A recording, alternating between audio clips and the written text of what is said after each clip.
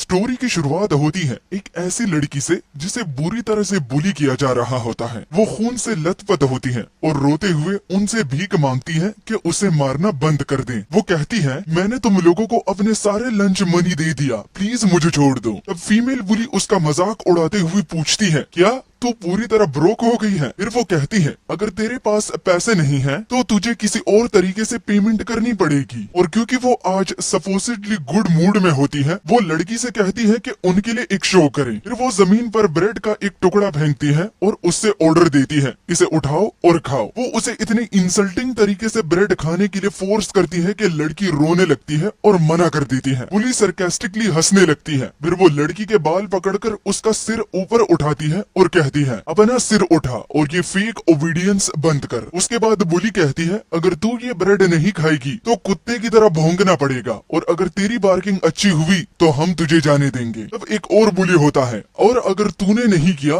तो याद रखना जोंग काय तेरा वेट कर रहा है। बुलीज अपने फोन से निकाल कर उसकी रिकॉर्डिंग करना शुरू कर देते हैं। सब जोर जोर से हंस रहे होते हैं और बेचारी लड़की को जबरदस्ती बार्क करने पर मजबूर कर दिया जाता है। धीरे धीरे स्कूल के दूसरे स्टूडेंट्स भी वहाँ जमा होने लगते हैं। कुछ लोग बस देख रहे होते हैं और कुछ अपने फोन से वीडियो बना रहे होते हैं। एक हफ्ते बाद उस लड़की की मौत हो जाती है। उसे 100 से ज्यादा बार स्टैब किया गया होता है। जब ये खबर उसके भाई तक पहुंचती है तो उसका चेहरा एकदम सफेद पड़ जाता है। गुस्से और दर्द से उसकी आंखों में आग भर जाती है। वो मोर्ग्यू में अपनी बहन की बॉडी के सामने खड़ा होता है। यहाँ रिवील होता है कि उसका भाई पहले एक नोटोरियस गैंग लीडर था। लोग उसे देखकर डरते थे, उसको अवॉइड करते थे, लेकिन उसकी बहन की नजरों में वो दुनिया का सबसे बेस्ट ब्रदर था। अपनी बहन के लिए उसने अंडरवर्ल्ड छोड़ दिया था। उसने अपनी गैंग डिसॉल्व कर दी थी और एक नॉर्मल जिंदगी जीना शुरू कर दिया था। लेकिन अब उसके दिल में सिर्फ एक ही चीज बची थी, बदला। वो कसम खाता है कि जिसने उसकी बहन की मौत का रीजन बनने में रोल प्ले किया है, उन सबको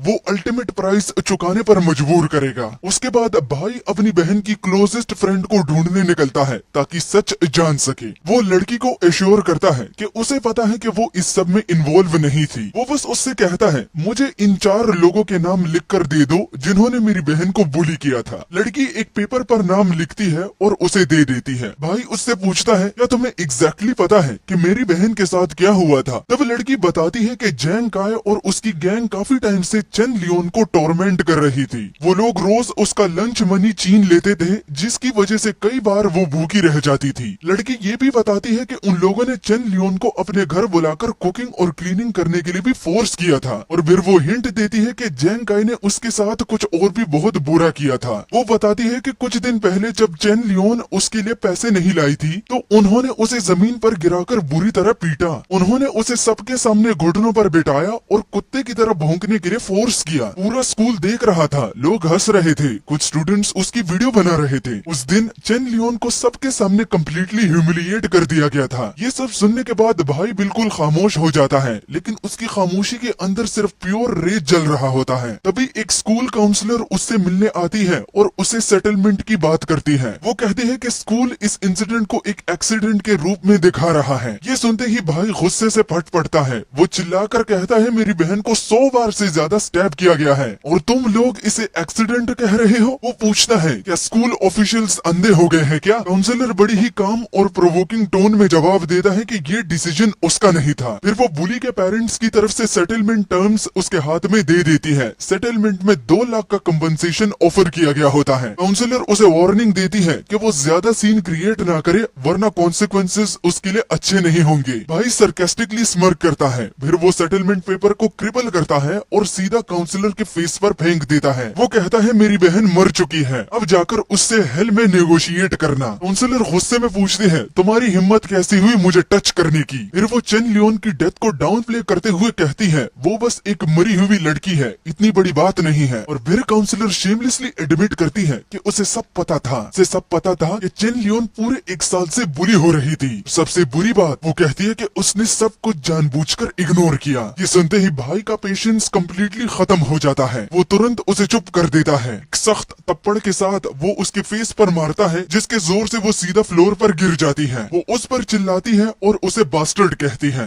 डेडली काम के साथ ब्रदर उससे कहता है कि उन सब का एंड आ चुका है। फिर वो उसकी नेक पकड़ लेता है जबकि वो एब्सोल्यूट शॉक में होती है और पूछता है कि उसकी हिम्मत कैसे हुई ये करने की। काउंसलर कंप्लीटली ब्रेक डाउन हो जाती है और रोने लगती है। ब्रदर उसको रूम के कॉर्नर में फ्लोर पर स्लम छोड़कर चला जाता है। घर पर उसका फादर उसे स्कोल्ड करता है कि वो रेकलेस हो रहा है और चीजों को एस्केलेट कर रहा है। वो एंग्शियस होकर सोचता है कि अब उसका फेट क्या होगा। सिगरेट जलाते हुए बेटा कामली रिस्पॉन्ड करता है। वो अपने फादर को रियश्योर करता है कि काउंसलर पुलिस को कॉल करने की हिम्मत नहीं करेगी क्योंकि जो हुआ उसे म्यूचुअल फाइट के रूप में पास ऑफ किया जा सकता है और अगर इन्वेस्टिगेशन हुई तो मोस्ट लाइकली काउंसलर अपनी जॉब लूज कर देगी। फिर वो कामली अपने डैड को ऑर्डर देता है कि उसे रेजिडेंशियल कॉम्प्लेक्स के एंट्रेंस पर डंप कर दे और एम्बुलेंस कॉल कर दे ताकि वो उसे पिक कर सके। वो उन्हें वार्न करता है कि कंप्लीटली पिक्चर से बाहर रहे ताकि फैमिली को एम्बुलेंस बिल पे ना करना पड़े। नेक्स्ट मॉर्निंग उसकी मदर उसे कंफर्ट करने की कोशिश करती है।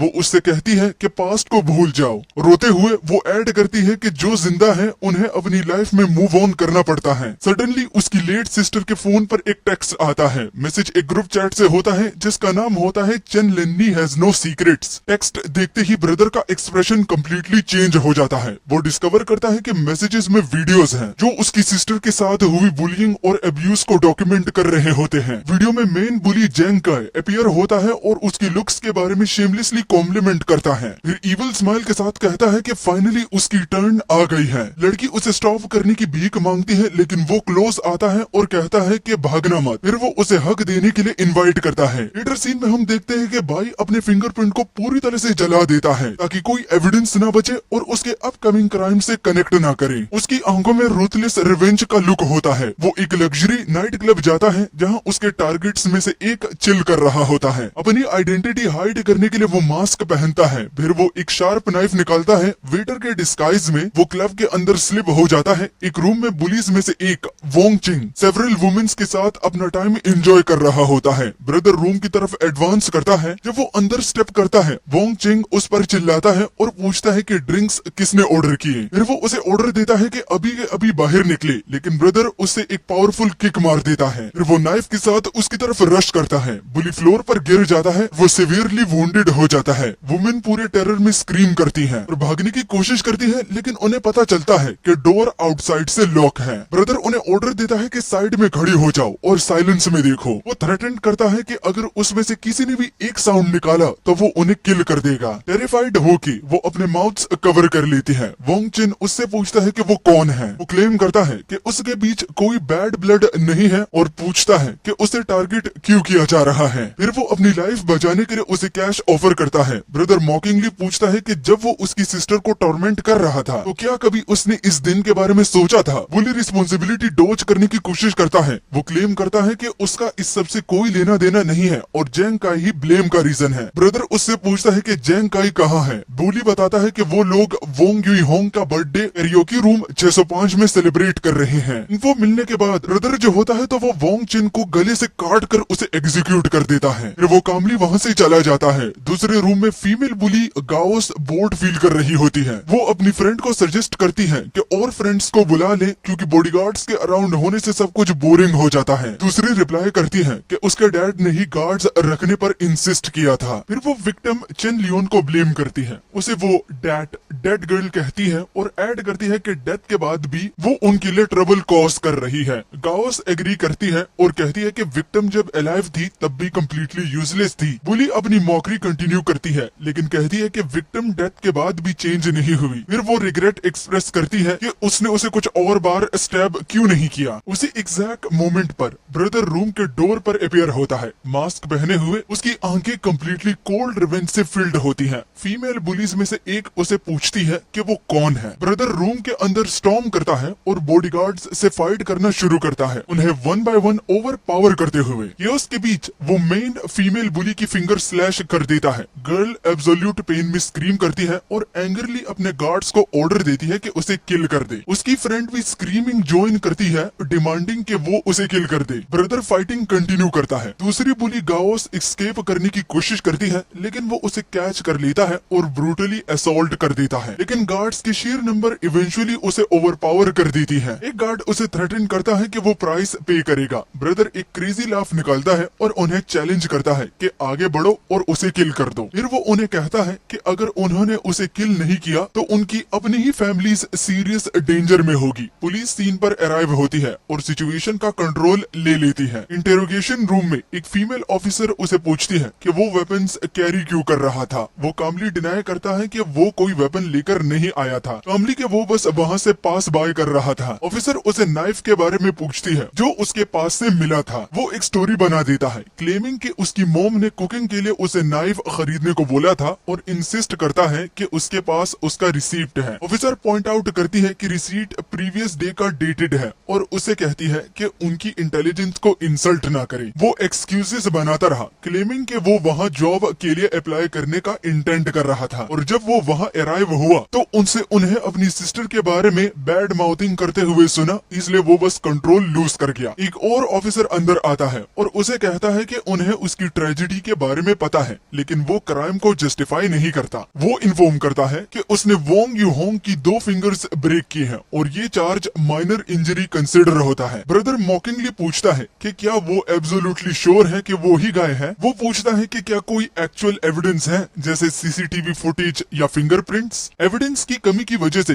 पुलिस फोर्स्ड हो जाती है उसे छोड़ने के लिए। बाहर निकलते वक्त उसका फादर उसे कन्फ्रंट करता है और स्कोल्ड करता है। वो पूछता है कि उसने मैटर उसके और उसकी मदर पर क्यों नहीं छोड़ा और क्या उसने कॉन्सिक्वेंसेस के बारे में पूछा भी था। सन कोल्डली रिस्पोंड करता है कि अब उसे कॉन्सिक्वेंसेस की केयर नहीं है और अपने डैड से कहता है कि इस मैटर से स्टे आउट करे। आउटसाइड बुली गर्ल और उसका डैड वेट कर रहे होते हैं। वो अपने डैड को बताती है कि यही वो पर्सन है जिसने उस पर अटैक किया और उसकी फिंगर ब्रेक की। उसका फादर एक मैसिव और पावरफुल मैन फॉरवर्ड स्टेप करता है और ब्रदर के डैड को थ्रेटन करता है। फादर उनसे रीजन करने की कोशिश करता है, अपने सन को प्रोटेक्ट करने के लिए स्टैंड लेता है। वो आदमी खुद को वोंग होंग ली इंट्रोड्यूस करता है, होंग चिन ग्रुप का चेयरमैन। वो डैड से पूछता है कि क्या उसने कभी उसका नाम सुना है। डैड नाम सुनकर कम्प्लीटली शॉक हो जाता है। टर्न्स आउट होंग चिन ग्रुप एक मैसिव कोऑपरेशन है जिसका नोटोरियस रेपुटेशन है और उनकी क्रिमिनल हिस्ट्री में मर्डर भी इंक्लूड है। फिर भी पुलिस ईयर्स तक उनके अगेंस्ट एक भी चीज प्रूव नहीं कर सकती क्योंकि वोंग होंग ली हमेशा सारे एविडेंस डिस्पोज कर देता है। सीन वापस पुलिस स्टेशन शिफ्ट हो जाता है जहां डैड अपने ओपोनेंट की आइडेंटिटी रियलाइज करने के बाद पैनिक कर रहा था। दूसरे रूम में एक फीमेल ऑफिसर ब्रदर को फिर से इंटरोगेट करती है। वो उससे पूछती है कि क्या वो उस दिन किसी और क्लब गया था। वो उसे एडवाइस करती है कि आंसर्स देने से पहले बहुत केयरफुली सोचना और डील ऑफर करती है कि अगर वो कन्फेस करता है तो उसकी सेंटेंस रिड्यूस हो सकती है। ब्रदर डिनाई करता है कि वो वहां गया था।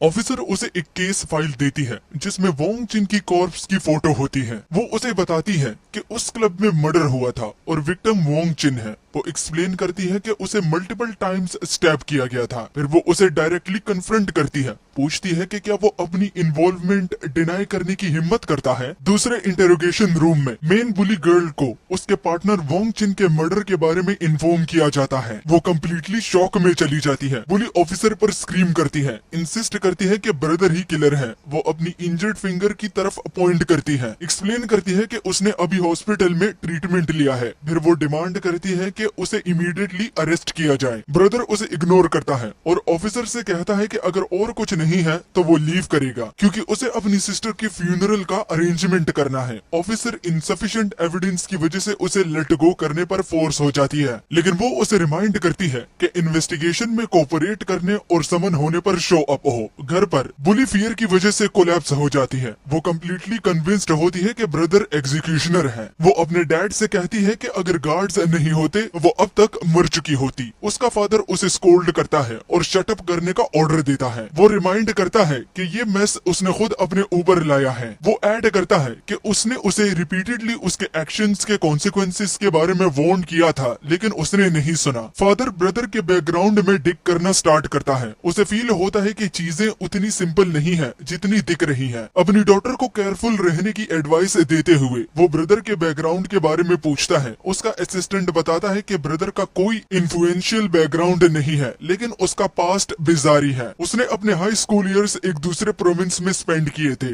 और उस इंटायर टाइम के दौरान वो कभी वापस नहीं आया। जिस इंस्टीट्यूशन में वो था वहाँ ब्रूटल सिस्टम था और टेरिबल रेपुटेशन थी। वहाँ नॉन स्टॉप वॉयलेंस पैक्ट थी, लेकिन सिर्फ 3 मंथ्स में ब्रदर ने वहाँ के सारे स्टूडेंट पर रूल करना मैनेज कर लिया। फिर उसने एक और साल सराउंडिंग एरिया के सारे पुलिस को सबड्यू करने में स्पेंड किया। उसने massive amount of trouble cause किया। उसके पीछे सिवियर इंजरीज वाले विक्टिम्स की ट्रेल रह गई और इवन दो सबको पता था कि ये उसने किया है, पुलिस कभी उसके अगेंस्ट कोई एविडेंस फाइंड नहीं कर सकती। फादर सिचुएशन की ग्रेविटी रियलाइज करता है। वो समझ जाता है कि उसका ओपोनेंट कोई ऑर्डिनरी गाय नहीं है। अपने होम में ब्रदर अपने पेरेंट्स के सामने नील करता है। वो अपोलोजाइज करता है। वो प्रॉमिस करता है कि अगर उसे रन भी करना पड़े तो भी वो उनका फाइनेंशियल फ्यूचर सिक्योर करेगा। उसकी मदर उसे इस बात पर कंटिन्यू करने से मना करने की कोशिश करती है, लेकिन वो उसे कहता है कि अब वो बैक डाउन नहीं कर सकता। वो असर्ट करता है कि जो उन्होंने स्टार्ट किया है तो उसको खत्म करने के बाद वो अपने आप को पुलिस के हवाले कर देगा। उसका फादर उसका डिसीजन अंडरस्टैंड करता है। वो कहता है कि वो उसके वे में स्टैंड नहीं करेगा, बस वो एक गुड एंडिंग की होप करता है। फिर फादर और मदर डिसाइड करते हैं कि अपनी डॉटर के फ्यूनरल अरेंजमेंट फिनिश करने के बाद वो सिटी लीव कर देंगे ताकि उन्हें उनके सन के अगेंस्ट लेवरेज के रूप में यूज न किया जा सके। बेटा उन्हें अंडरस्टैंडिंग के लिए थैंक करता है। अगला दिन फीमेल ऑफिसर उसे फिर मिलती है और उससे बात करने की कोशिश करती है। वो कोल्डली पूछता है कि वो क्या बात करना चाहती है। वो कहती है कि वो उससे सिर्फ 3 साल बड़ी है और उसे लगता है कि उनमें काफी कुछ कॉमन है। उसकी सिस्टर की ट्रेजेडी के साथ सिंपैथाइज करते हुए वो एडमिट करती है कि वो खुद कल्प्रिट्स को कैच करना चाहती है, लेकिन वो एम्फेसाइज करती है कि लॉ को रिस्पेक्ट करना एब्सोल्युटली नेसेसरी है। भाई एंगर में स्नैप करता है। वो उसके फेस पर स्क्रीम करता है कि उसकी सिस्टर डेड है। वो क्वेश्चन करता है कि लॉ का पॉइंट क्या है अगर वो सिर्फ क्रिमिनल्स को प्रोटेक्ट करते हैं। वो उसे कहता है कि अगर वो बस ये उठकर नॉनसेंस देने आई है तो उसे लीव कर देना चाहिए। वो उसे काम डाउन करने की कोशिश करती है। वो पूछती है कि उसने फाइनेंशियल कंपनसेशन एक्सेप्ट क्यों नहीं किया। वो बताती है कि जोंग काई की फैमिली ने सेटलमेंट के लिए 2 मिलियन ऑफर किया है। वो वार्न करती है कि अगर वो एस्केलेट करता है तो एंड में उसके पास कुछ भी नहीं बचेगा। वो सजेस्ट करती है कि वो मनी अपने पेरेंट्स का ख्याल रखने के लिए यूज करे। ब्रदर स्मर्क के साथ उसका ऑफर रिजेक्ट करता है और वॉक अवे कर जाता है। ऑफिसर कम्प्लीटली पजल होके वहाँ से लीव करती है। मीनवाइल बुली के पेरेंट्स गैदर होते हैं।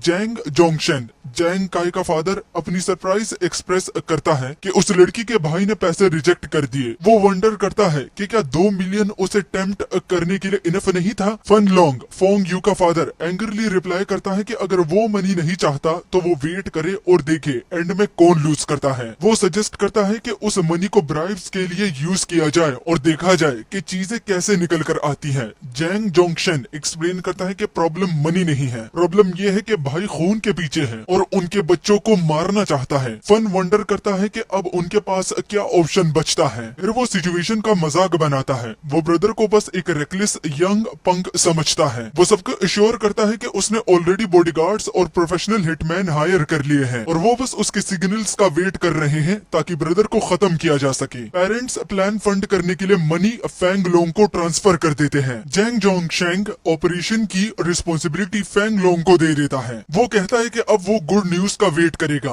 ब्रदर वापस घर जाता है और अपनी सिस्टर की फोटो पकड़ता है। उसकी आंखों में आंसू आ जाते हैं। सडनली आर्म मैन का एक ग्रुप एक ब्लॉन्ड गाय के लीड में उसके घर में घुस जाता है। ब्लॉन्ड गाय पूछता है कि क्या वो चेनमू है। फिर वो कहता है कि वो लोग बात करने आए हैं। वो ऐड करता है कि श्योरली उसे पता होगा कि उन्हें किसने भेजा है। वो एक्सप्लेन करता है कि उनका एक ही गोल है, उसे हॉस्पिटल पहुंचाना, लेकिन वो उसे एक डील ऑफर करता है। अगर वो प्रॉमिस करे कि वो अपनी सिस्टर का केस ड्रॉप कर देगा तो वो लोग उसे अकेला छोड़ देंगे। चेनमू एक वर्ड भी नहीं बोलता, वो सीधा उन पर अटैक कर देता है। ब्लॉन्ड गाय उसकी स्पीड और फेरोसिटी देखकर स्टन्ड हो जाता है। उसके मेन समझ जाते हैं कि ये कोई नॉर्मल फाइट नहीं है, ये तो अटेम्प्टेड मर्डर है। शॉर्ट फाइट के बाद ब्लॉन्ड गाय वुंडेड होकर गिर जाता है। ब्रदर उससे कहता है कि वो उसे नहीं मारेगा क्योंकि उसका उसकी सिस्टर की डेथ से कोई लेना देना नहीं है। वो उसे एडवाइस देता है कि अपनी जान बचानी है तो हॉस्पिटल चला जाए। फिर वो कहता है कि जिसने उसे भेजा है है उसे बोल देना कि nobody can stop him. Attackers quickly वहाँ से निकल जाते हैं अपने वुंडेड लीडर को कैरी करते हुए। हॉस्पिटल में डॉक्टर ब्लॉन्ड गाय को बताता है कि वो लकी था, क्योंकि अगर चाकू का वुंड सिर्फ कुछ सेंटीमीटर और डीप होता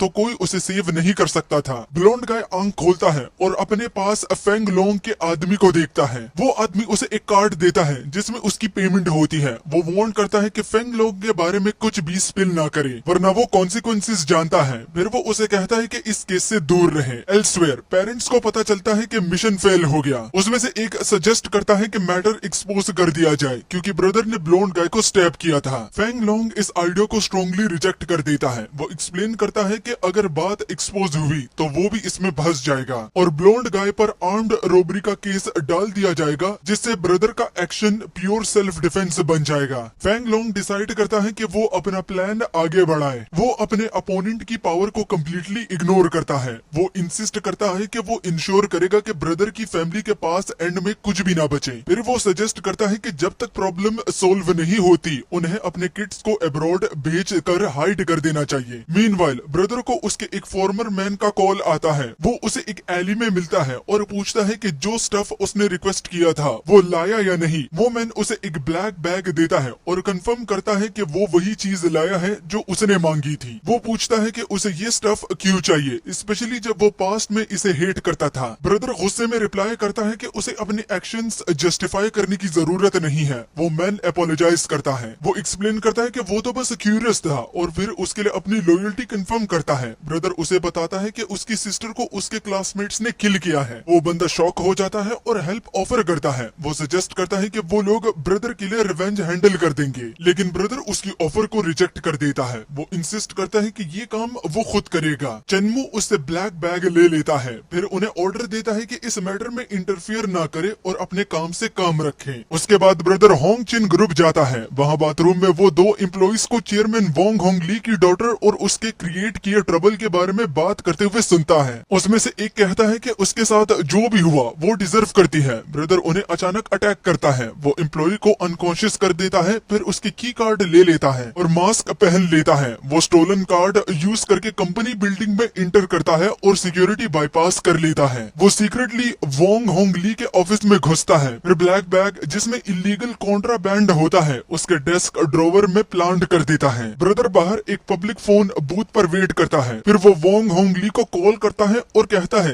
कि उसके डेस्क के थर्ड ड्रॉवर में एक गिफ्ट है। वोंग होंग ली पूछता है कि क्या वो चेनमू है। फिर वो फोन कट कर देता है और गुस्से में स्क्रीम करता है। वो ब्रदर को बस एक पंक समझता है जिसे वो डरने वाला नहीं है। वोंग होंग ली ड्रॉवर ओपन करता है, लेकिन अंदर ड्रग्स से भरा बैग देखकर वो शॉक और पैनिक में चला जाता है। वो तुरंत बाथरूम की तरफ जाने की कोशिश करता है ताकि एविडेंस फ्लश कर सके, लेकिन उसके पहुंचने से पहले ही पुलिस उसके ऑफिस पर रेड कर देती है। पुलिस उसे रेड हैंडेड पकड़ लेती है। ऑफिसर कंफर्म करता है कि वो एक्ट के बीच में पकड़ा गया है और उसे राइट टू रिमेन साइलेंट बताता है। लेटर ब्रदर एक बार में गैंग हुई से मिलता है। गैंग हुई होंग चिन ग्रुप की टॉप एग्जीक्यूटिव होता है जो वोंग होंग ली को हटाकर उसकी जगह लेना चाहता है। ब्रदर पूछता है कि कस्टडी में वोंग होंग ली का स्टेटस क्या है। गैंग हुई बताता है कि वो बहुत स्मार्ट है। वो कुछ भी कॉन्फेस करने से रिफ्यूज कर रहा है और अपने लॉयर का वेट कर रहा है। ब्रदर डिमांड करता है कि वो उनका प्लान फास्ट करे। वो स्ट्रेस करता है कि कल तक उसे रिजल्ट्स देखने हैं। गैंग हुई एग्री करता है। वो ब्रदर की ब्रिलियंस की प्रेस करता है और फ्यूचर में और कोलैबोरेशन सजेस्ट करता है,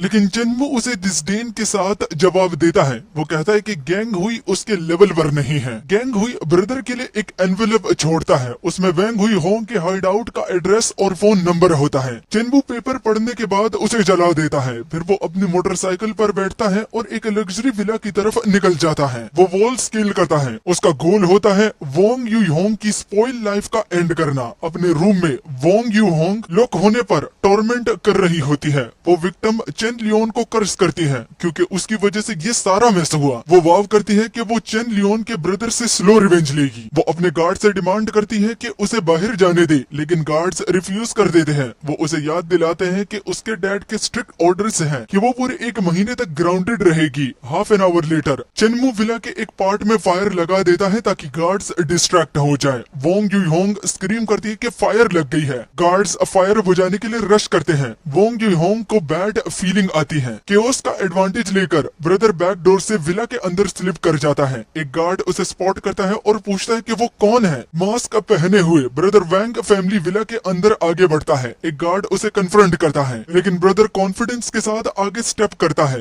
गार्ड्स उसे सराउंड कर लेते हैं। वो पूछते हैं कि वो कौन है और क्या उसे पता है कि वो कहाँ खड़ा है। अपनी स्किल और स्पीड से ब्रदर सारे गार्ड्स को हरा देता है। वो सब ग्राउंड पर गिर जाते हैं। उसके बाद वो विला में स्टॉर्म करता है और वोंग यूहोंग को ढूंढ लेता है। वो उसे इतना बीट करता है कि वो ब्लैकआउट हो जाती है। फिर वो उसे अपने शोल्डर पर डालकर बाहर ले जाता है। वो उसे मोटरसाइकिल पर बिठाता है और वहाँ से स्पीड ऑफ कर जाता है। अंदर रिमेनिंग गार्ड्स वोंग यूहोंग की मदर चेन यूहुआ को उसकी डॉटर की किडनैपिंग के बारे में बताते हैं। वो अपनी फेलियर जस्टिफाई करते हुए कहते हैं कि अटैकर्स इंसेनली फास्ट था। चेन सुहुआ स्नैप कर जाती है और उन्हें टोटली यूजलेस कहती है। फिर वो ऑर्डर देती है कि किडनैपर को हंट डाउन करो। वो स्वेयर करती है कि वो इसकी प्राइस पे करेगा। ब्रदर वोंग यूहोंग को एक रिमोट लोकेशन पर ले जाता है। जब वो वेकअप होती है, ब्रदर उसे बताता है कि ये वही जगह है जहाँ वो और उसकी सिस्टर बचपन में खेला करते थे। वो एरोगेंटली पूछती है कि वो चाहता क्या है। वो उसे थ्रेटन करती है कि उसे जाने दे। फिर वो उसे मनी ऑफर करती है। ब्रदर जवाब में उसे एक ब्रूटल स्लैप मारता है। वो पेन में स्क्रीम करती है और हेल्प के लिए भीख मांगती है। ब्रदर कोल्डली पूछता है कि सिर्फ एक स्लैप से इतना दर्द हो रहा है। फिर वो रिमाइंड करता है कि उसकी सिस्टर को 100 से ज्यादा बार स्टैप किया गया था। वो उसके बाल पकड़कर पूछता है कि उन्होंने उसकी सिस्टर से इतनी नफरत क्यों की। वो शेमलेसली रिप्लाई करती है कि ये सब बस फन के लिए था। वो कहती है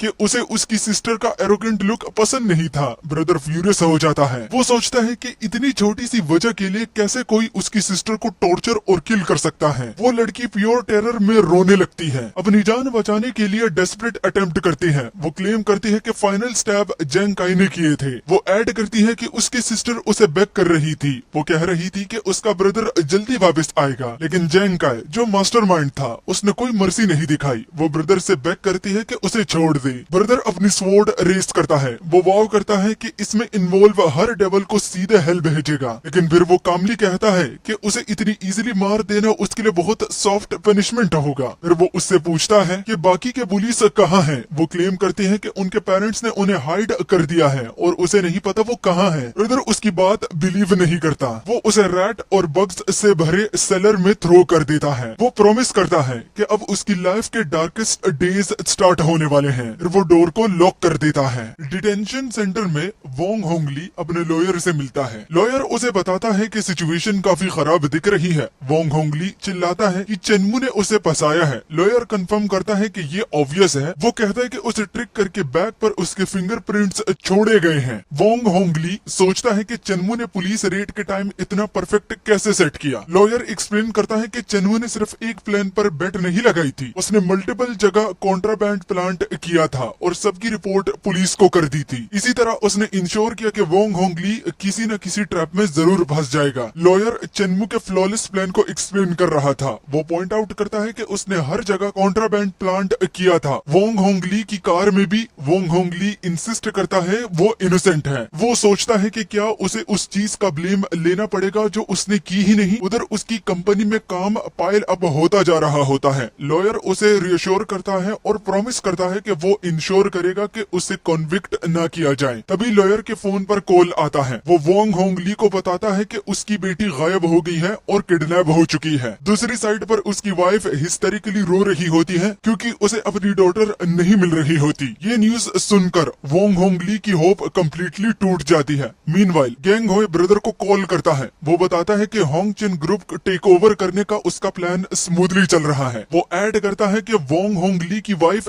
चेन सुहुआ ऑब्स्टिकल बन सकती है, लेकिन वो कहता है कि वो उसे हैंडल कर लेगा। ब्रदर कोडली कहता है कि उसकी टेंशन लेने की जरूरत नहीं है। वो कहता है कि कुछ दिनों के अंदर वो डिसअपियर हो जाएगी। गैंग होए शॉक हो जाता है। वो रियलाइज करता है कि ब्रदर उसे भी एलिमिनेट करने का प्लान बना रहा है। उसके बाद गैंग होए अपने एक मैन से मिलता है। वो पूछता है कि इन्वेस्टिगेशन में उसे क्या मिला। वो मैन उसे हेवन सोसाइटी नाम की एक मिस्टीरियस ऑर्गेनाइजेशन के बारे में बताता है। वो हिंट देता है कि ब्रदर का शायद उस ऑर्गेनाइजेशन से लिंक है। गैंग होए अपने मैन को ऑर्डर देता है इस ऑर्गेनाइजेशन की इन्वेस्टिगेशन करे और सच पता लगाए। ब्रदर वापस सेलर में आ जाता है। वहाँ वोंग यूहोंग उसे मर्सी के लिए बेग कर रही होती है। वो डार्कनेस, बग्स और चूहों के बारे में कंप्लेन कर रही होती है। ब्रदर उसका मजाक बनाता हुआ कहता है कि ये तो बस ट्रेलर था, पिक्चर तो अभी बाकी है। फिर वो पूछता है कि उसकी सिस्टर ने क्या गलत किया था जो उसे इतना टॉर्चर डिजर्व करना पड़ा। पड़ा। वो पूछता है कि बेचारा और शाय होना कोई क्राइम है। वोंग यूहोंग अपनी मिस्टेक एडमिट करती है, फिर वो उसे एक घूंट पानी के लिए बेग करती है। ब्रदर उसकी रिक्वेस्ट एग्री करता है, लेकिन एक कंडीशन पर, उसे कैमरे पर अपने सारे क्राइम्स कॉन्फेस करने होंगे। प्यास और डिस्पेयर की वजह से वोंग यूहोंग कॉन्फेशन स्टार्ट कर देती है। वो अपना नाम बताती है, फिर एक्सप्लेन करती है कि वो चेन लेन की क्लासमेट थी।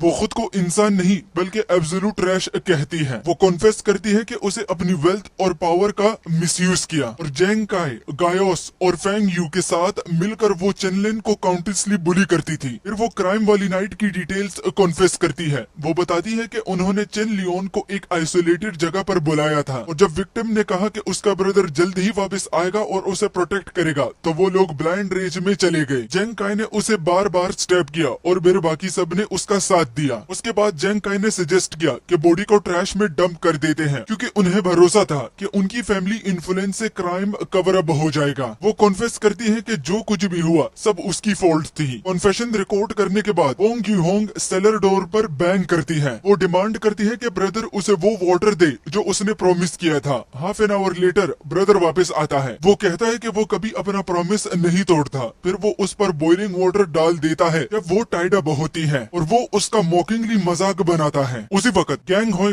होंगचिन ग्रुप के स्टॉक्स स्क्रीन पर क्रैश होते हुए देख रहा होता है। उसके चेहरे पर विक्टोरियस स्माइल होती है, क्योंकि कंपनी का कंट्रोल अब उसके हाथ के करीब होता है। अपने ऑफिस में चिन सू हुआ कंपनी के स्टॉक्स में शार्प क्रैश नोटिस करती है। वो रियलाइज करती है कि कोई इस सिचुएशन का एडवांटेज ले रहा है। फ्यूरियस होके वो कल्प्रिट को स्कमबैग कहती है जो क्राइसिस को अपने गेन के लिए यूज कर रहा है। इवनिंग में वो लॉयर को कॉल करती है। वो पूछती है कि उसका हस्बैंड वोंग होंग ली प्रिजन से कब बाहर आएगा। लॉयर बताता है कि ये इतना कॉम्प्लिकेटेड नहीं है, बस कुछ पेपर वर्क्स चाहिए और वो कुछ दिनों में बाहर आ जाएगा। कॉल के दौरान उसके फोन पर एक वीडियो क्लिप पॉपअप होती है। वो वीडियो देखती है और अपनी डॉटर वोंग यूहोंग को फिल्थी सेलर में घुटनों पर देखती है। वो अपने क्राइम्स कॉन्फेस कर रही होती है और कह रही होती है कि वो ह्यूमन नहीं बल्कि एब्सोल्यूट ट्रैश है। चेन सू हुआ शॉक और रेज में चली जाती है। वो कॉप्स को कॉल करती है। वो बताती है कि उसकी डॉटर ने कॉन्फेशन वीडियो भेजा है। वो इंसिस्ट करती है कि चेनमू ने उसे फोर्स किया है। वो डिमांड करती है कि पुलिस इमीडिएटली मूव करे और उसकी डॉटर को सेव करे, लेकिन दूसरी साइड पर फीमेल ऑफिसर उसे काम रहने को कहती है। वो एक्सप्लेन करती है कि कोई एक्शन लेने से पहले उन्हें एविडेंस वेरीफाई करना होगा। चेन सू हुआ रेज में अपना कंट्रोल लूज कर देती है। वो ऑफिसर पर स्क्रीम करती है। वो थ्रेटन करती है कि उसकी डॉटर की लाइफ उन सब की लाइफ से ज्यादा वैल्यूएबल है और अगर उसकी डॉटर को कुछ हुआ तो वो सब अपनी लाइफ से पे करेंगे। चेन सू हुआ पेशेंस लूज कर देती है। वो डिसाइड करती है कि अब वो मैटर अपने हाथ में लेगी। वो अपने मेन का एक मॉब गैदर करती है, फिर उन्हें ऑर्डर देती है कि चेन फैमिली के घर जाओ, उन्हें डिस्ट्रॉय करो और उन्हें फोर्स करो कि वो उनकी डॉटर को हैंड ओवर करे। कॉनवे सेवरल ब्लैक कार्स में निकल पड़ता है। रास्ते में वो लॉयर को कॉल करती है। वो उसे अपना प्लान बताती है और डिमांड करती है कि वो किसी भी कॉस्ट पर उन्हें डिफेंड करने के लिए रेडी रहे, क्योंकि वो चेन फैमिली को डिस्ट्रॉय करने पर उतावली होती है। लेकिन उसे बिल्कुल नहीं पता होता कि जो बंदा उसकी कार चला रहा है तो वो और कोई नहीं बल्कि चेनमू खुद ही है। चेनमू ने ऑलरेडी उसके ओरिजिनल ड्राइवर को हटा दिया होता है। वो कामली उससे पूछता है कि अगर उसकी डॉटर हर्ट होती है तो उसे कैसा फील होता। चेनसू हुआ डर के मारे पीछे मुड़ती है। तब चेनमू अपनी आइडेंटिटी रिवील करता है। वो बताता है कि वो चेन लेन का ब्रदर है। फिर वो सरकास्टिकली स्मर्क करता है और कहता है कि नर्क में तुम्हारी और तुम्हारी बेटी का स्वागत है। इसी के साथ ये पार्ट 1 यहाँ पर खत्म होता है। पिछली वीडियो का पार्ट 2 और इस वीडियो का पार्ट 2 कंफर्म है भाई। दोनों स्टोरीज बहुत ही ज्यादा तगड़ी है, लेकिन कम्युनिटी पोस्ट डालूंगा कि कौन सी वीडियो का पहले पार्ट 2 लाऊं, क्योंकि दोनों स्टोरीज की एंड बहुत ही मजे की है। वो गाड़ी को पागलपन वाली रफ्तार से भगाता है। गाड़ी की स्पीड 180 किलोमीटर पर आवर से भी ऊपर चली जाती है और बॉडीगार्ड्स की गाड़ियां काफी पीछे रह जाती हैं। गार्ड सोचते हैं कि ड्राइवर बस पागलपन कर रहा है और वो उसे पकड़ नहीं पाते। वो डिसाइड करते हैं कि सीधा तय की हुई जगह पर जाकर उसका वेट करेंगे। वो कसम खाते हैं कि ड्राइवर को वहां पहुंचकर सबक सिखाएंगे। ब्रदर चिन सू हुआ को उसी पुरानी सेलर में ले जाता है। वो उसे जमीन पर फेंक देता है। उसकी बेटी अपनी माँ को वहाँ देखकर शॉक हो जाती है। वो पूछती है कि वो यहाँ क्यों आई है। चिंसू हुआ होश में आती है। वो अपनी गंदी हालत में पड़ी बेटी को नफरत भरी नजरों से देखती है। रोते हुए बेटी अपनी माँ से भीख मांगती है। वो कहती है कि उसने सब कुछ कॉन्फेस कर दिया, लेकिन माँ उसे धक्का दे देती है। वो कहती है कि उनकी जान किसी भी और इंसान की जान से ज्यादा कीमती है। चिंसू हुआ खड़ी होती है और चेनमू का सामना करती है। वो उसे बात करके मामला सुलझाने की कोशिश करती है। वो जो कुछ हुआ उसे बस बच्चों की छोटी सी लड़ाई कहकर टाल देती है। फिर वो मामला खत्म करने के लिए पैसे देने की ऑफर करती है। ब्रदर ठंडी अंदाज में उसकी ऑफर ठुकरा देता है। वो दोनों से कहता है कि अब वो उन्हें वही दर्द महसूस कराएगा जो उसकी बहन ने भी महसूस किया था। फिर वो उनके सामने बचने का एक झूठा रास्ता रखता है। वो कहता है कि तुम दोनों में से सिर्फ एक जिंदा बाहर जा सकता है। चेनमू चिंसू हुआ और उसकी बेटी वोंग यूहोंग को सेलर में छोड़ देता है। वो कहता है कि अब तुम दोनों को डिसाइड करना होगा कि कौन जिंदा रहेगा, वरना वो दोनों को खत्म कर देगा।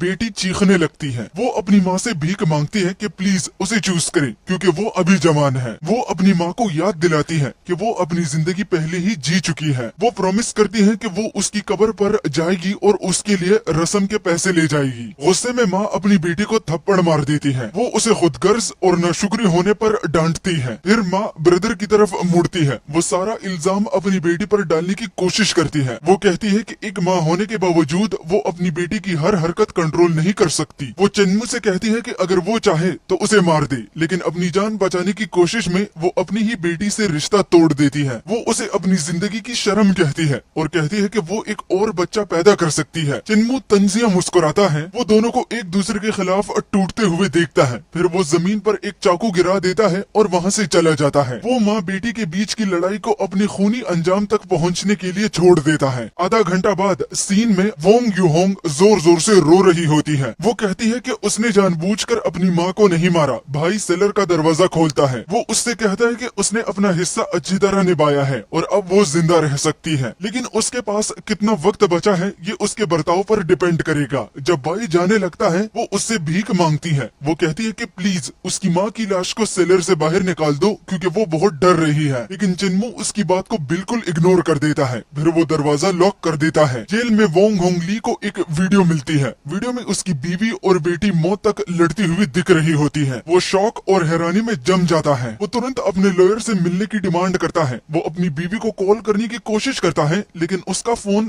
बंद होता है। फिर उसे समझ आता है कि वीडियो डिलीट कर दी गई है। वो अपने लॉयर को फोन करता है। वो डिमांड करता है कि उसे किसी भी कीमत पर जेल से बाहर निकाला जाए, क्योंकि उसकी फैमिली बहुत बड़े खतरे में है। मीनवाइल जैंग जोंगशन और बाकी पुलिस के पेरेंट्स को चिंसू हुआ के गायब होने के बारे में पता चल जाता है। वो समझ जाते हैं कि इसके पीछे चेनमू है और उन्हें रियलाइज होता है कि उन्होंने उसे बहुत कम समझा था। वो डिसाइड करते हैं कि उससे सीधा टकराना ठीक नहीं होगा। जैंग जोंगशन सजेस्ट करता है कि बातचीत से मामला सुलझाया जाए और बहुत बड़ी रकम ऑफर करके इस सब को खत्म कर दिया जाए। जैंग जोंगशन अपने एक आदमी को चेनमू से बात करने के लिए भेजता है। वो आदमी भाई से मिलता है। वो मामला सेटल करने की ऑफर देता है और कहता है कि भाई थोड़ी रहम दिखाए। वो 4 मिलियन का कॉन्ट्रैक्ट उसके सामने रखता है। चेनमू ठंडे अंदाज में पूछता है कि क्या उसकी कोई बहन है। जब वो आदमी कहता है कि नहीं, तो भाई उसे कहता है कि फिर वो कभी नहीं समझ सकता कि वो किस दर्द से गुजर रहा है। वो आदमी चेनमू को धमकी देने की कोशिश करता है। वो उसे जूंग जोंग की पावर और इन्फ्लुएंस याद दिलाता है, लेकिन भाई उसके सिर पर चाय का बर्तन मार देता है। फिर वो उसकी पीठ में जोर से लात मारता है। कैफे में अफरा तफरी मच जाती है। भाई उस आदमी से कहता है कि वो लकी है कि उसका इस केस से कोई लेना देना नहीं है, वरना वो उसको भी मौत के घाट उतार देता। फिर वो वहाँ से चला जाता है। वो बंदा खून में लथपथ फ्लोर पर पड़ा रह जाता है। जब ये खबर पुलिस के पेरेंट्स तक पहुँचती है, वो समझ जाते हैं कि भाई पैसे के पीछे नहीं है, वो सिर्फ खून चाहता है। वो डिसाइड करते हैं कि अब उनके पास अपने गंदे तरीके यूज करने के अलावा कोई रास्ता नहीं बचा, क्योंकि सीधे तरीके से कुछ भी उस पर काम नहीं करेगा। फैंग लोंग सजेस्ट करता है कि भाई को हमेशा के लिए रास्ते से हटाना होगा। वो कहता है कि वो दूसरे प्रोविंस में एक पावरफुल गैंग बॉस को जानता है, वो ऐसे काम संभाल सकता है। सब लोग इस प्लान पर एग्री करते हैं। वो कहते हैं कि भाई को खत्म करने के लिए वो जितना पैसा लगे वो देने के लिए तैयार है। फैंग लोंग उस गैंगस्टर से कांटेक्ट करता है। गैंगस्टर 3 मिलियन मांगता है, जिसमें आधा पैसा पहले देना होगा। पेरेंट्स एग्री करते हैं और तुरंत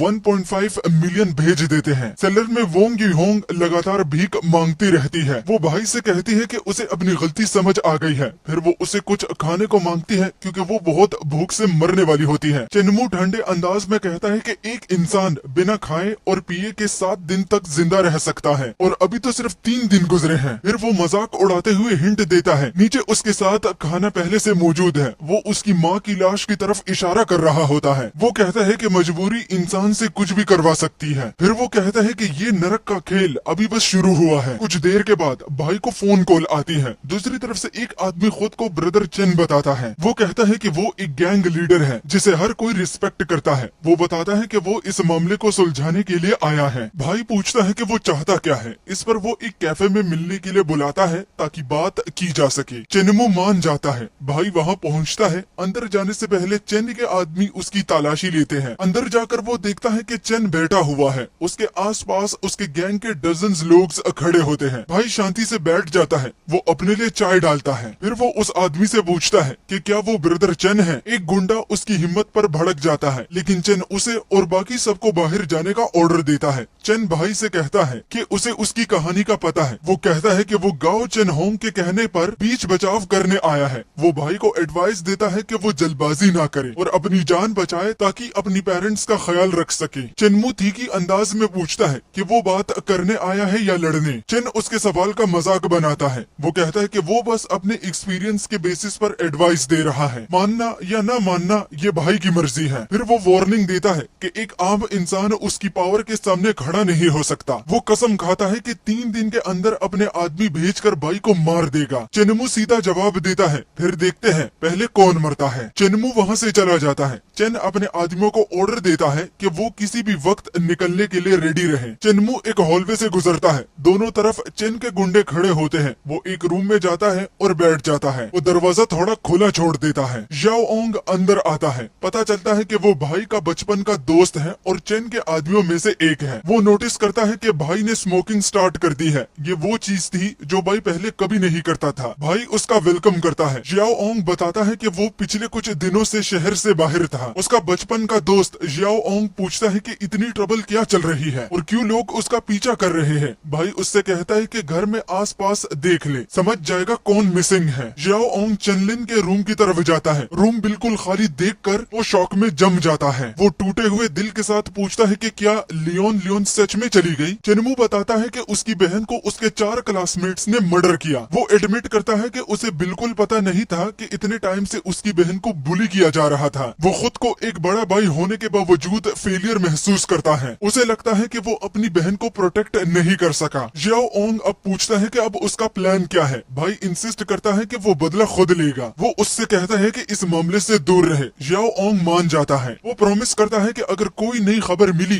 तो वो भाई को जरूर बताएगा। वो याद दिलाता है कि ब्रदर चेन उस पर ट्रस्ट करता है। जब दोनों बाहर आता है, जियाओ ओंग शॉक हो जाता है। बाहर हेवन सोसाइटी के मेंबर्स का एक बड़ा ग्रुप उनका वेट कर रहा होता है। सब मैचिंग कपड़ों में खड़े होते हैं। वो लाइन बनाकर रिस्पेक्ट में खड़े होते हैं। सब आदमी भाई को सैल्यूट करते हैं। वो चीख कर कहते हैं, वेलकम बैक ब्रदर मू। फिर वो अपने क्रीड यानी कि ग्रुप का चैंट करते हैं। हेवन कभी फेल नहीं होता, लाइफ कभी खत्म नहीं होती और दुनिया की हर बुराई को मिटाना जरूरी है। पड़ोसी ये सब देख रहे होते हैं। उन्हें लगता है शायद कोई मूवी शूट हो रही है। चेनमू गुस्से में पूछता है कि वो सब यहाँ क्यों आए हैं। ग्रुप लीडर माफी मांगता है। वो एक्सप्लेन करता है कि वो अपने आदमियों को रोक नहीं सका। उन्हें भाई की सिस्टर की कहानी सुनने के बाद उसका बदला लेने के लिए निकलने की जिद की। वो कहते हैं कि वो इस नाइंसाफी को देखकर चुप नहीं रह सकते। वो भाई को एश्योर करते हैं कि वो 3 दिन के अंदर पूरे शहर को उलट सकते हैं और कहते हैं कि हेवन सोसाइटी का असल मतलब ही यही है। जियाओ ओंग भी अपनी हेल्प ऑफर करता है। चेनमू उनसे कहता है कि जब उसे जरूरत होगी वो खुद उन्हें कॉल करेगा। वो वार्निंग देता है कि दोबारा उसके ऑर्डर्स तोड़ने की हिम्मत ना करे, वरना सोसाइटी के रूल्स के हिसाब से सजा मिलेगी। सब आदमी लाइन में आ जाते हैं। फिर वो एरिया से चले जाते हैं। उसके बाद जियाओ ओंग अपने दोस्त को गुड बाय कहता है और वहाँ से निकल जाता है। भाई को उसके डैड का कॉल आता है। डैड बताता है कि पुलिस ने उनकी सिस्टर के केस पर फैसला सुना दिया है। वो कहता है कि पेपर्स साइन करने के लिए उन्हें वहाँ आना होगा। भाई मान जाता है और पुलिस स्टेशन पहुँचता है। वहाँ वो अपने पेरेंट्स को पूरी तरह टूटते हुए देखता है। वो फैसले के बारे में पूछता है। तभी उसे पता चलता है कि बाकी पुलिस के पेरेंट्स भी वहाँ उसका वेट कर रहे हैं। वो उसका मजाक बनाते हैं। वो कहते हैं कि उन्हें उसे पैसे लेकर निकलने का रास्ता दिया था, लेकिन उसने खुद वो रास्ता टुकरा दिया। उधर गाओस्ट की मदर पूरे इंसिडेंट को छोटा करके देखती है। वो कहती है कि ये बस स्कूल के बच्चों की लड़ाई थी जो थोड़ी ज्यादा बढ़ गई। पुलिस की मदर्स उसका मजाक बनाती रहती हैं। फेंग यू की मदर क्लेम करती हैं कि लोग बस उसके बच्चों को मॉन्स्टर्स बनाकर दिखा रहे हैं। फिर घमंड से कहती है कि वैसे भी कोई गरीब लोगों से दोस्ती करना नहीं चाहता। वो पैसे के पे आउट को ऐसे ब्रश ऑफ करती है जैसे वो कोई चैरिटी कर रही हो। फिर वो विक्टिम की लाइफ को इंसल्ट करती है। वो कहती है कि वो बस एक मरी हुई लड़की थी। काओस की मदर उसकी बात सपोर्ट करती है। वो क्लेम करती है कि इस इंसिडेंट ने उनके अपने बच्चों को भी ट्रॉमा दे दिया और कहती है कि उन्हें तो अभी तक कंपनसेशन के लिए फाइल भी नहीं किया। चेनमू ऑफिशियल पुलिस रिपोर्ट पढ़ता है। रिपोर्ट में इंसिडेंट को म्यूचुअल फाइट लिखा गया होता है। फैसले में लिखा गया होता है कि किलर्स को सिर्फ 6 दिन के लिए जुवेनाइल डिटेंशन में रहना होगा, वो भी बेल के ऑप्शन के साथ,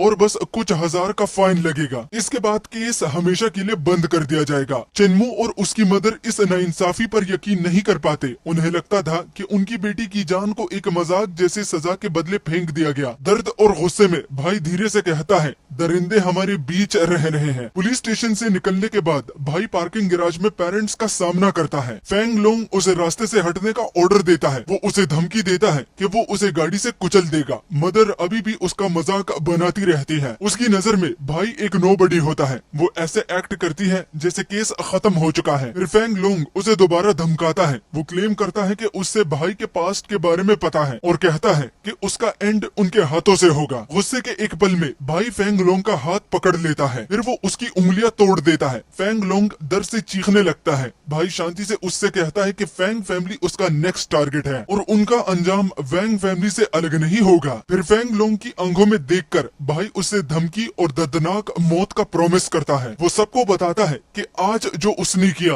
वो बस एक छोटा सा ग्रीटिंग था। मीनवाइल वोंग होंग ली जेल से रिलीज हो जाता है। बाहर निकलते ही वो अपने एक गुंडे हेयर लोंग को कॉल करता है। वो उसे ऑर्डर देता है कि अपनी टीम गैदर करे। जब वो अपनी कंपनी के हेडक्वार्टर्स पहुंचता है तो उसे शॉक लगता है। उसे पता चलता है कि उसे ब्रॉड मीटिंग के बारे में इन्फॉर्म नहीं किया गया था। वो गुस्से में कॉन्फ्रेंस रूम में घुसता है। वहाँ वो देखता है कि गैंग होई पूरी मीटिंग चला रहा है। गैंग होई मजाक उड़ाते हुए कहता है कि वो इतने बिजी थे कि उसका प्रॉपर वेलकम भी नहीं कर सके। वोंग होंगली उसके फेस पर चिल्लाता है। वो उस पर इल्जाम लगाता है कि उसकी एब्सेंस का फायदा उठाकर उसने कंपनी में उसके शेयर्स सिर्फ 1% तक गिरा दिए। गैंग होई ठंडे अंदाज में जवाब देता है। वो पूरे मेस के लिए उसकी डॉटर को ब्लेम करता है। फिर वो सिक्योरिटी को ऑर्डर देता है कि वोंग होंगली को बिल्डिंग से बाहर निकाल दो। उसे बाहर निकालने के बाद गैंग होई भाई को मैसेज भेजता है। वो बताता है कि प्लान पूरी तरह सक्सेस हो गया। वोंग होंगली हेयर लोंग से मिलता है। वो उसे ऑर्डर देता है कि चेन लियोन के अगेंस्ट इंटरनेट पर बड़ा स्मीयर कैंपेन स्टार्ट करे। वो उसे एक अनलिमिटेड क्रेडिट कार्ड देता है। वो एम्फेसाइज करता है कि कॉस्ट मैटर नहीं करती, सिर्फ इम्पैक्ट मैटर करता है। मीनवाइल वोंग होंगली को भाई का मैसेज मिलता है। मैसेज में लिखा होता है कि उसकी वाइफ को खत्म कर दिया गया है, लेकिन उसकी डॉटर अभी भी सांस ले रही है। चेनमू उसे बताता है कि अब उसकी बारी है और आफ्टरनून में उसे अकेला मिलने के लिए बुलाता है। एयरलोंग प्लान एग्जीक्यूट करना स्टार्ट करता है। वो इंटरनेट पर फेक रूमर्स फैला देता है। वो क्लेम करता है कि चेन लियोन की डेथ एक कंप्लीट एक्सीडेंट थी। वो कहता है कि उसकी मेंटल हेल्थ खराब थी और उसकी फैमिली बस इस सिचुएशन से पैसे निकालना चाहती है। वो और भी झूठ ऐड करता है। वो क्लेम करता है कि चेन लियोन स्कूल में नाइफ लेकर आती थी और अपने क्लासमेट्स को डराती थी। एयरलोंग इंटरनेट स्क्रॉल करता है। वो एक कमेंट पढ़ता है जिसमें लिखा होता है कि चेनलिन का भाई चेनमू बस अपनी सिस्टर के लिए जस्टिस के लिए लड़ रहा है। एयरलोंग जवाब देता है कि असली जस्टिस लोगों के दिल में होता है। वो ब्रदर पर इल्जाम लगाता है कि वो चेन लियोन के 4 क्लासमेट्स को अनफेयरली टारगेट कर रहा है। फिर वो कसम खाता है कि ब्रदर को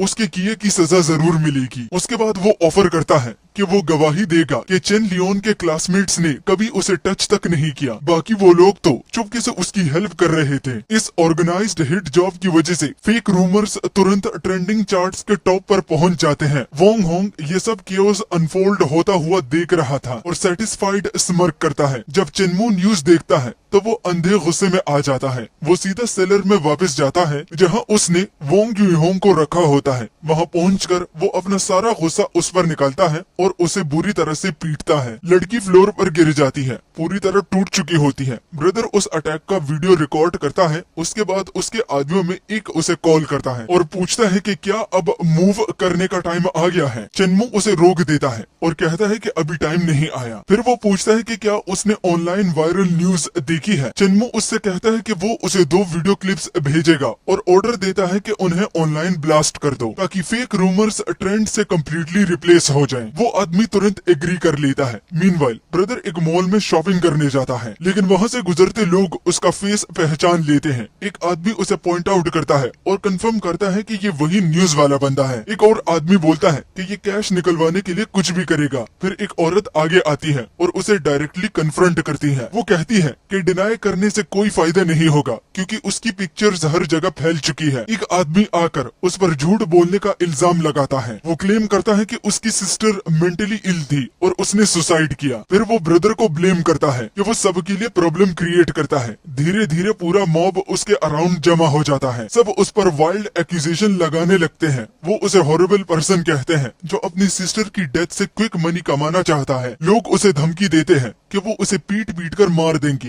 ब्रदर कम्प्लीटली कॉर्नर हो जाता है, लेकिन वो कामली एक फायर एक्सटिंग्विशर पकड़ता है और एंग्री मॉब की तरफ एम करता है। वो स्प्रे छोड़ देता है जिससे वहाँ मैसिव केओस हो जाता है। हर तरफ धुंध और डस्ट का क्लाउड बन जाता है। इसी कंफ्यूजन का फायदा उठाते हुए ब्रदर उन लोगों को कम्प्लीटली डिसमेंटल कर देता है और जो उस पर जंप करने आए थे, जब डस्ट क्लियर होती है तो फ्लोर पर सिर्फ खून का एक बड़ा पडल रह जाता है। फीमेल ऑफिसर सीन पर अराइव करती है और सोचते हैं कि क्या ये सब ब्रदर ने किया है। पैरामेडिक्स इंजर्ड लोगों को बाहर ले जाते हैं। ऑफिसर शॉक में रह जाती है कि ब्रदर ने एक स्प्लिट सेकंड में इतने सारे लोगों को अकेले कैसे डाउन कर दिया। सिक्योरिटी रूम चेक करने पर उसे पता चलता है कि कैमरास ने कुछ भी रिकॉर्ड नहीं किया। वो रियलाइज करती है कि बिना रियल प्रूफ के सिर्फ आई विटनेसेस बातों पर वो ब्रदर को अरेस्ट नहीं कर सकती। Suddenly trending charts completely flip हो जाती है। वोंग यूहोंग की कॉन्फेशन वीडियो इंटरनेट पर फट जाती है। वीडियो में वो अपना नाम कॉन्फेस करती है कि वो चेन लियोन की क्लासमेट थी। फिर वो खुद को इंसान नहीं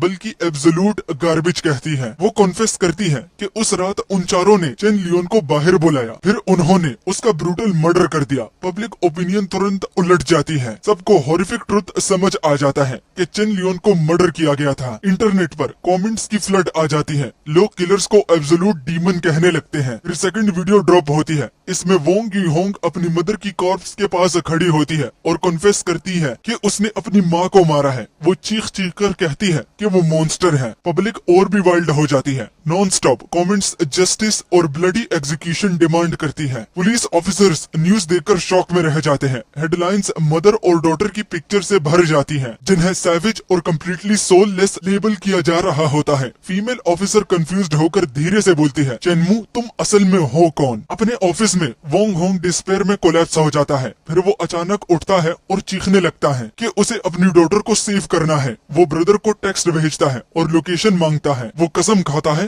कि वो अकेला आएगा। ब्रदर तुरंत उसे कोऑर्डिनेट्स भेज देता है। वोंग होंग ली एक नाइफ पकड़ता है और गुस्से में अपनी कार लेकर निकल पड़ता है। वो गुस्से से कम्प्लीटली कंज्यूम होता है। वो एक अबैंडन जगह पर पहुंचता है। वहाँ वो अपनी डॉटर को ग्राउंड पर बैठा हुआ देखता है जो हेल्प के लिए स्क्रीम कर रही होती है। सडनली उसकी डॉटर के फेस पर इविल स्मर्क आ जाता है। वो बार बार कहती है सेव मी। फादर उसे इंटेंस रेज के साथ देखता है और अपनी मुट्ठी क्लिंच करता है। वो शोडाउन के लिए रेडी हो जाता है। वोंग होंग ब्रदर से डिमांड करता है कि पहले उसकी डॉटर को जाने दे। वो कहता है कि उनका स्कोर बाद में सेटल हो सकता है। चेनमू भी उसके साथ प्ले अलोंग करता है जैसे वो उसकी डॉटर को फ्री कर रहा हो। जैसे ही लड़की अपने डैड की तरफ भागती है, ब्रदर अचानक उस पर अटैक करता है। वो सीधा उसकी तरफ नाइफ थ्रो करता है। ब्लेड उसके लेग में डीपली घुस जाती है और वो चीखते हुए ग्राउंड पर गिर जाती है। फादर ब्रदर के फेस पर चिल्लाता है। वो पूछता है कि आखिर वो कैश रिजेक्ट क्यों कर रहा था, क्योंकि मनी से तो लिटरली सब कुछ खरीदा जा सकता है। फिर वो शेमलेसली कहता है कि वो अपने पेरेंट्स से कह दे कि उसके लिए एक और सिस्टर पैदा कर दे। ब्रदर मॉकिंग लाफ के साथ जवाब देता है। वो पूछता है कि क्या उसे सच में लगता है कि उसे पैसों की परवाह है। फादर प्योर टेरर में पीछे हटने लगता है। वो धमकी देता है कि वो ब्रदर को डिस्ट्रॉय कर देगा। ब्रदर उस पर लंच करता है और उसे स्टैब कर देता है। वोंग होंग ली जमीन पर गिर जाता है। ब्रदर उससे कहता है कि उसकी सिस्टर की डेथ बस उसकी एंडिंग की बिगिनिंग है। फिर वो रोती हुई डॉटर की तरफ मुड़ता है और कहता है कि उसकी असली टॉर्चर अभी शुरू हुई है और वो अपने गुनाहों का हिसाब हेल में देगी। उसके बाद ब्रदर उस सेलर में गैसोलीन डाल देता है जहां उसकी डॉटर को लॉक किया गया होता है। वो लाइटर जलाता है और सेलर को आग लगा देता है। आग तेजी से पूरे सेलर में फैल जाती है और डॉटर अपनी फैमिली की बाकी लोगों के साथ अंदर ही फंस जाती है। ब्रदर अपनी मोटरसाइकिल पर वहां से स्पीड ऑफ कर जाता है और उसके पीछे पूरी बिल्डिंग ब्लास्ट हो जाती है। पुलिस पुलिस सीन पर पहुंचती है और देखती है कि जगह कंप्लीटली डिस्ट्रॉय हो चुकी होती है। रैकेट से एक जली हुई लाश बाहर निकाली जाती है। फायर साइट पर एक पुलिस ऑफिसर अपनी पार्टनर से पूछता है कि क्या उसके पास कोई सस्पेक्ट है। वो कहती है कि उसे चेनमू पर शक है, जो चेन लियोन का ब्रदर है। वो कहती है कि किलर डेफिनेटली वही है, लेकिन अभी तक उसके पास उसके अगेंस्ट कोई सॉलिड प्रूफ नहीं है। वो ऐड करती है कि उसे पूरा कॉन्फिडेंस है कि एविडेंस जल्द ही सरफेस करेगा और वो खुद उसे जेल में डाल देगी। Meanwhile remaining bullies parents gather होते हैं। गाओस का फादर अनाउंस करता है कि उसकी फैमिली कंट्री छोड़ने की प्रिपरेशन कर रही है। दूसरा पेरेंट पॉइंट आउट करता है कि पासपोर्ट बनने में लगभग 1 मंथ लगेगा। फेंग यू का फादर कहता है कि भागना सॉलिड प्लान है, लेकिन पेपर वर्क में पूरा 1 मंथ लग जाएगा। वो वंडर करता है कि क्या वो लोग इतना टाइम सरवाइव कर पाएंगे। फिर वो सजेस्ट करता है कि ब्रदर चेन के थ्रू चेनमू से दोबारा निगोशिएशन की कोशिश करनी चाहिए। फेंग लोंग डिसाइड करता है कि इस बार वो खुद मैटर हैंडल करेगा। वो ऑर्डर देता है कि कैश का एक मैसिव स्टैक लाया जाए, क्योंकि उसे बिलीव नहीं होता कि ब्रदर इवेंचुअली मनी के लिए ग्रीडी नहीं होगा। इसी बीच ब्रदर एक कैफे में चिल कर रहा होता है। उसे अपने बड़ी जियाओ ओंग का टेक्स्ट मिलता है कि ब्रदर चेन गाओ फैमिली के रिक्वेस्ट पर उससे मीट करना चाहता है और वो प्रॉमिस करता है कि वो उसी जगह पर ही होगा। गाओ का फादर ब्रदर चेन से मिलता है। वो उसे एक्स्ट्रा 1 मिलियन ऑफर करता है ताकि ब्रदर को परमानेंटली खत्म कर दिया जाए। ब्रदर चेन किसी भी मीनिंग से हिट एक्सेप्ट कर लेता है। वो गाओ के फादर को रियश्योर करता है कि उसे एग्जैक्टली पता है कि ऐसे काम कैसे हैंडल किए जाते हैं। ब्रदर चेन अपने राइट हैंड मैन से ब्रदर के बैकग्राउंड के बारे में पूछता है। वो बताता है कि इन्वेस्टिगेशन के बाद पता चलता है कि ये गाय बस एक ऑर्डिनरी नोबडी है जिसके पास कोई बैकिंग नहीं है। ब्रदर मीटिंग स्पॉट पर अराइव करता है। मॉन्स्टर्स उसकी तलाशी लेते हैं और फिर उसे अंदर जाने देते हैं। ब्रदर चेन उसका वेलकम करता है, चाय भरता है। वो उसकी गट्स की प्रेस करता है। ब्रदर सीधा उसे गायोस के स्टेटस के बारे में पूछता है। गाओ के फादर बात को डोज करने की कोशिश करता है। वो क्लेम करता है कि उसकी डॉटर बस सिर्फ मिसलीड हो गई थी। वो ब्रदर की सिस्टर के साथ जो हुआ उस पर रिग्रेट एक्सप्रेस करता है, लेकिन साथ में वो ये भी ऐड करता है कि वो तो ऑलरेडी डेड है और अब उन्हें कोई वर्क अराउंड ढूंढना होगा। चेनमू मॉकिंगली जवाब देता है कि जब उसकी डॉटर उसकी सिस्टर को स्लैप कर रही थी तब वो स्लैप्स काफी लाउड साउंड कर रहे थे। गाओ का फादर उससे बेग करता है कि वो अपनी प्राइस बता दे। वो कसम खाता है कि अगर ब्रदर उसकी डॉटर को स्पेयर कर दे, यानी कि बख्श दे, वो कुछ भी करने को रेडी है। ब्रदर उससे कहता है कि उसकी 2 कंडीशंस हैं। फादर कहता है कि जल्दी बोलो। चेनमू जवाब देता है, पहली तुम सब मर जाओ, दूसरी मेरी सिस्टर वापस जिंदा हो जाए। ब्रदर चेन बीच में बोलता है कि जो मर चुके हैं वो वापस नहीं आते। वो चेनमू से कहता है कि उसकी रिस्पेक्ट में इस मैटर को छोड़ दे। ब्रदर चेन और बुली गाओ का फादर चेनमू को 5 मिलियन ऑफर करते हैं। वो उसे बैक ऑफ करने और केस क्लोज करने को कहते हैं। वो पूछते हैं कि क्या इतना पैसा उसकी लाइफ खरीदने के लिए इनफ नहीं है। तभी गैंगस्टर्स पूरी जगह को सराउंड कर लेते हैं। ब्रदर चेन अपने बैकग्राउंड और इन्फ्लुएंस के बारे में ब्रैक करना स्टार्ट कर देता है। वो पॉइंट आउट करता है कि उसने अंडरवर्ल्ड में ऑलमोस्ट 20 इयर्स गुजारे हैं। वो कहता है कि उसने हर टाइप के लोगों को डील किया है। वो बूस्ट करता है कि दूसरे प्रोविंसेस में उसकी 7 नाइट क्लब्स हैं, हंड्रेड्स ऑफ फॉलोवर्स हैं और कनेक्शंस का मैसिव नेटवर्क है। चेनमू मॉकिंगली उसे कट ऑफ करता है। वो पूछता है कि क्या वो यहाँ ब्लाइंड डेट के लिए आया है। फिर वो कोल्डली कहता है कि उसे उसके बैकग्राउंड डिटेल्स की बिल्कुल परवाह नहीं है। चेन उसे थ्रेटन करता है कि अगर वो इस केस में अपनी नाक घुसाता रहा तो वो अपने प्रोविंस तक जिंदा नहीं जा पाएगा। ब्लाइंड रेज में आकर चेन अपने मैन को ऑर्डर देता है कि उसे स्लॉटर कर दो। वो चीख कर उन्हें अटैक करने को कहते हैं। अगले ही सेकंड उसका चाइल्डहुड फ्रेंड जियाओ ओंग अचानक बैक स्टैप करता है। वो ब्रदर चेन पर फायर करता है और चेनमू से कहता है कि उसने ये सब उसके लिए किया। चेनमू उसे थैंक करता है। जियाओ ओंग पूरी क्रू के सामने ब्रदर चेन की डेथ अनाउंस करता है। वो क्लेम करता है कि ब्रदर चेन आज एक फ्रीक एक्सीडेंट में मर गया। वो डिक्लेयर करता है कि अब से वो न्यू बॉस है और व्हील टेक ओवर कर रहा है। वो चैलेंज करता है कि जिस किसी को ऑब्जेक्शन है वो सामने आ जाए। गैंग मेंबर्स चीयर करते हैं और अपने न्यू बॉस का वेलकम करते हैं। जियाओ ओंग ऑर्डर देता है कि ब्रदर चेन की बॉडी को उठाओ और जाकर कहीं दफना दो। बॉडी को ड्रैग करके वहां से हाइड करने के लिए ले जाया जाता है। गाओ का फादर कम्प्लीटली टेरिफाइड हो जाता है। वो चेनमू से बेग करता है कि उसे रीजन करे और वायलेंस यूज ना करे। चेनमू गन सीधा उसकी तरफ पॉइंट आउट करता है। वो पूछता है कि क्या ये सब अब उसे समझ आ रहा है कि डेथ का फियर कैसे होता है। वो पॉइंट आउट करता है कि उसकी सिस्टर ने भी मरने से पहले ये टेरर फील किया था। फादर उससे बेग करता है कि रुक जाए। वो इंसिस्ट करता है कि अभी भी निगोशिएशन का चांस है, मगर चेनमू बिना एक सेकंड सोचे ट्रिगर पुल कर देता है और वो फादर फ्लोर पर गिरकर मर जाता है। चेनमू सोचता है कि शायद उसने उसे इतनी आसानी से मरने देकर उस पर ज्यादा रहम दिखाया है, लेकिन जियाओ ओंग उसे एश्योर करता है कि उसे बिल्कुल वही सजा मिली जो वो डिजर्व करता था। उसके बाद चेनमू अपने पेरेंट्स के घर जाता है ताकि उन्हें डेंजर से दूर निकाल सके। उसकी मॉम उसके अचानक आने पर शॉक हो जाती है और पूछती है कि क्या उसने बाहर के सारे काम निपटा दिए। चेनमू अपने डैड को एक बैंक कार्ड देता है। वो कहता है कि इसमें इतना पैसा है कि वो दोनों अपनी बाकी जिंदगी आराम से गुजार सकते हैं। फिर वो बताता है कि उसने उसके लिए प्लेन टिकट्स बुक कर दिए हैं, उन्हें कल शाम तक यहाँ से निकलना होगा। डैड कंफ्यूजन में पूछता है कि वो लोग जा कहाँ रहे हैं। चेनमू बताता है कि उसने अब्रॉड में अपने फ्रेंड से ऑलरेडी बात कर ली है और वो उन्हें अपने पास रख लेंगी। वो कहता है कि इसे बस एक वेकेशन की तरह समझो, जब वो अपने सारे काम खत्म कर लेगा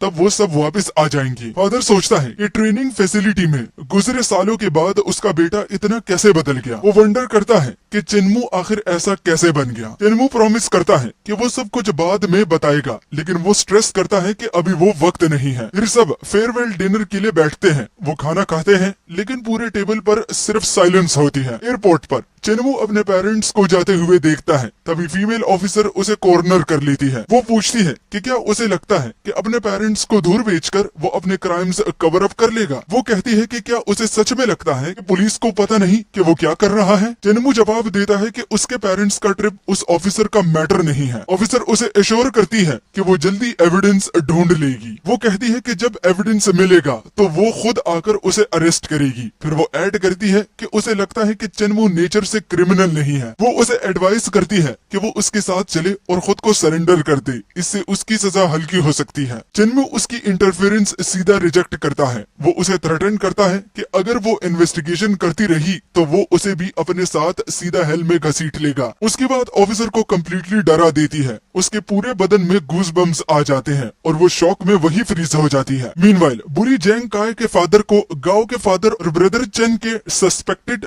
डेथ्स के बारे में पता चल जाता है। वो हैरान होता है कि ऐसा अटैक कौन कर सकता है जो दोनों को एक साथ खत्म कर दे। बुली जोंगकाई टेरर में कम्प्लीटली कोलैप्स हो जाता है। वो पॉइंट आउट करता है कि सब कुछ वोंग फैमिली से स्टार्ट हुआ, फिर गाओ फैमिली आई और अब उनकी टर्न आने वाली है। वो रोते हुए अपने डैड से वे आउट के बारे में बेग करता है। उसका फादर उसे स्कोल्ड करता है और कहता है कि खुद को संभालो। फादर इस बात पर बिलीव करने से रिफ्यूज करता है। वो कहता है कि चेनमू उनके घर में घुसकर उन्हें वाइप आउट नहीं कर सकता। Back at the station female officer को शक होता है कि रिसेंट मर्डर्स के पीछे चेनमू है। वो सोचती है कि क्या असली किलर वही है। वो चेनमू की पर्सनल फाइल को क्लोजली देखती है, तभी पुलिस चीफ अंदर आता है और ऑफिसर उसे सैल्यूट करती है। चीफ हेवन सोसाइटी के सिंबल की पिक्चर निकालता है और उस सिंबल को देखकर ऑफिसर कम्प्लीटली शॉक हो जाती है। वो वंडर करती है कि हेवन सोसाइटी का इस केस से क्या कनेक्शन है। चीफ कंफर्म करता है कि उसे शक है कि ये सारे इवेंट्स सीधा उस सोसाइटी से लिंक्ड हैं। ऑफिसर अपने चीफ से पूछती है कि क्या इसका चेनमू से कनेक्शन है। वो पूछते हैं कि क्या हेवन सोसाइटी सीक्रेटली चेनमू को बैक कर रही है। चीफ इस बात को डिनाई करता है। वो एक्सप्लेन करता है कि उसे शक है कि चेनमू खुद हेवन सोसाइटी का बॉस है। मीनवाइल सीन दिखाता है कि जियाओ लू